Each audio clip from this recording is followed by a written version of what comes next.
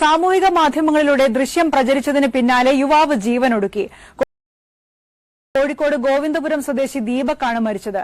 ദീപക് ബസ്സിൽ വെച്ച് ലൈംഗിക അതിക്രമം കാട്ടിയെന്നായിരുന്നു യുവതിയുടെ ആരോപണം.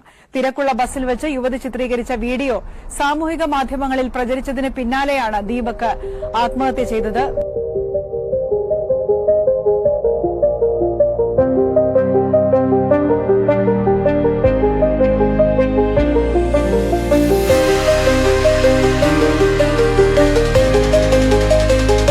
പിന്നെ ഇതൊരു വ്യൂസിന് വേണ്ടിയിട്ടുള്ള വീഡിയോ അല്ല കേട്ടോ, ഒരു ഗുരുതരമായിട്ടുള്ള മാനസിക സാമൂഹിക പ്രശ്നത്തിന്റെ വിശദീകരണമാണ്.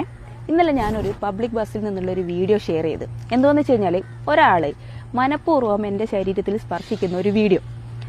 അതൊരു ആക്സിഡന്റ് അല്ല, ഒരു മിസ്അണ്ടർസ്റ്റാൻഡിങ്ങും അല്ല. ഇത് മേജർ സൈക്കോളജിക്കൽ ഇഷ്യൂവും സെക്ഷൽ ബൗണ്ടറി വയലേഷനുമാണ്.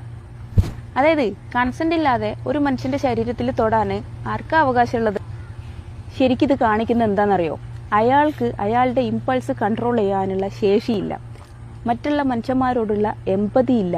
ഇതിനൊക്കെ അപ്പുറത്ത് ആരും എന്നെ ഒന്നും ചെയ്യില്ല എന്നുള്ളൊരു മറ്റേടത്തെ വിചാരമില്ലേ, അതും കൊണ്ടാണ്.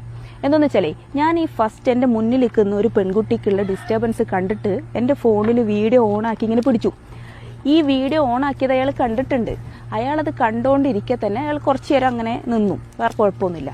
കുറച്ച് കഴിഞ്ഞപ്പോൾ അയാളത് പിന്നെ റിപ്പീറ്റ് ചെയ്തുകൊണ്ടിരിക്കുക. അതിൽ നിന്ന് എന്താ മനസ്സിലാക്കുന്നത്? വീഡിയോ എടുത്താലും എനിക്ക് പ്രശ്നമില്ല, എങ്ങനെയായാലും പ്രശ്നമില്ല, ഞാൻ ചെയ്യാനുള്ളത് ചെയ്തുകൊണ്ടിരിക്കുന്നുള്ളത്. ഇത് കാണിക്കുന്നത് ഇയാൾ ഇതൊരു പാറ്റേൺ ആയിട്ട് കണ്ടിന്യൂ ചെയ്യുന്നുണ്ട് എന്നുള്ളതാണ്. എന്ന് വെച്ച് കഴിഞ്ഞാൽ അയാളുടെ ബിഹേവിയറിൽ നല്ല പ്രശ്നമുണ്ട്. ഇതൊരു മെയിലിന്റെ നോർമൽ ബിഹേവിയർ അല്ല, ഇൻസ്റ്റിങ്ക്റ്റും അല്ല, ടെംപ്റ്റേഷനും അല്ല, പിന്നെന്താ, അൺകറക്റ്റഡ് ബിഹേവിയറാണ്. സൈക്കോളജി പറയണതേ unchallenged behaviour become repeated behaviours. നമ്മൾ എന്താ ചെയ്യേണ്ടത്? ഞാൻ ഇന്നലെ ആ വീഡിയോ എടുത്ത് അയാൾക്കത് പ്രശ്നമല്ല എന്ന് അയാൾ മനസ്സിലാക്കിയിട്ട് വീണ്ടും അത് റിപ്പീറ്റ് ചെയ്തത് കണ്ടിട്ട് ഞാൻ ആ വീഡിയോ പോസ്റ്റ് ചെയ്തതിൻ്റെ ഉദ്ദേശം എന്താണെന്ന് വെച്ചാൽ, ഇത് മാക്സിമം ആളുകളിലേക്ക് എത്തിക്കുക.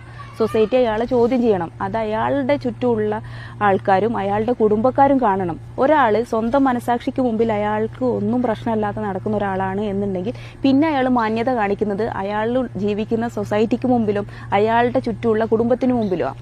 അപ്പോൾ ഈ കുടുംബം അത് അറിഞ്ഞു എന്നറിയുമ്പോഴും സൊസൈറ്റി അത് അറിഞ്ഞു എന്നറിയുമ്പോൾ മാത്രമാണ് ഇവർ ഈ ബിഹേവിയർ ചേഞ്ച് ചെയ്യാൻ പോകുന്നുള്ളൂ. അതാണ് ഞാൻ ആ വീഡിയോ ഷെയർ ചെയ്തതുകൊണ്ട് ഉദ്ദേശിച്ചത്. ആ സാധനം സൊസൈറ്റി നോർമലൈസ് ചെയ്യുന്നത് കൊണ്ട് എന്താ ഉണ്ടാവുന്നത് എന്ന് വെച്ച് കഴിഞ്ഞാൽ, അയാൾ ഒരിക്കലും അത് ചേഞ്ച് ചെയ്യാൻ പോകുന്നില്ല. ഇങ്ങനെയാണെങ്കിലും വിക്ടിമിനെ മാത്രം ക്രൂശിക്കാനേ ഇവിടെ ആളുകളുള്ളൂ എന്ന് പറഞ്ഞിട്ട് അയാൾ അത് ആ സാധനം റിപ്പീറ്റ് ചെയ്തുകൊണ്ടേയിരിക്കും. ഇതൊരു ചെറിയ തെറ്റല്ല, ജോക്കും അല്ല, അറ്റൻഷൻ സീക്കിങ്ങും അല്ല. ഇതൊരു major psychological and social issue ആണ്.